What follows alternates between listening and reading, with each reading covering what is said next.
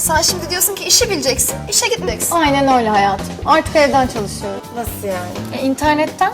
Şaka yapıyorsun. Hem evde oturacaksın hem bu alışverişe yetecek kadar para kazanacaksın. Bu alışverişte bir şey mi? Araba alanlar, ev alanlar bile var. Öyle iş olsa millet kapısında kuyruk olur. Zaten 5 milyon kadın üyesi var. Arkadaş çevren geniş olunca daha çok kazanıyorsun tabii. İyi de biz nasıl katılacağız peki bu siteye? İnternetten hadi hemen yazıyorsun. www.turko1.com.tr. Haydi hanımlar, Türko 1 fırsatlarını yakalamak için turko1.com.tr'ye hemen tıklayarak üye olun, satış kataloğu kapınıza gelsin. Çevrenizdekileri de üye yaparak hem satıştan hem de üyelikten kazanın. Türko 1, Türkiye Kobiler Birliği, birlikten doğan güç.